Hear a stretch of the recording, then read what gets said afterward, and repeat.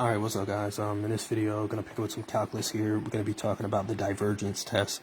So as to use the divergence test to determine if the given series diverges or state that the test is inconclusive.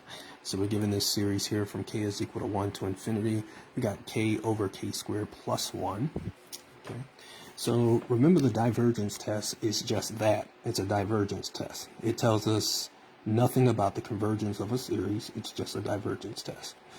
And that's very important to remember.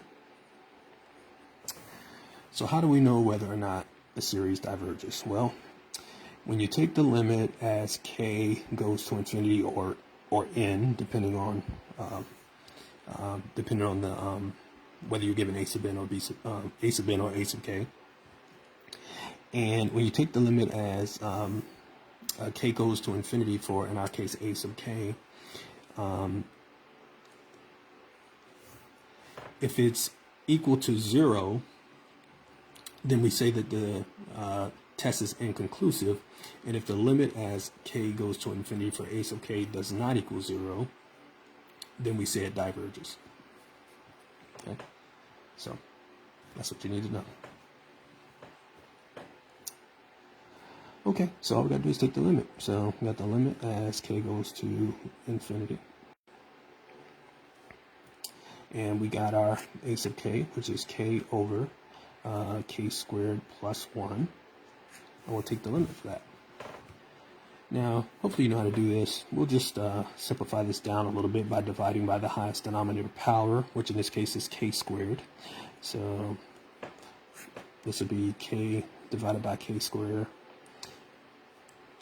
all over k squared divided by k squared plus 1 divided by k squared, and then we just get the limit as k goes to infinity, and we'll simply get 1 over k divided by 1 plus 1 over k squared, and we take the limit here and we see what we get. So 1 over a really large number gets closer to 0. We just get 1 here.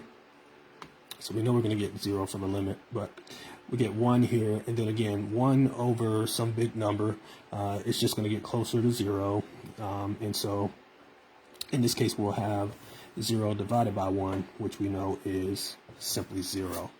So since we end up getting the limit as k goes to infinity and our limit was equal to 0, this test is inconclusive. So it doesn't converge. Remember, this is not a convergence test, it's a divergence test. So all we can say when we get the limit equaling 0 is that the test is inconclusive. So that would actually be our final answer. So we'll say that the test is inconclusive.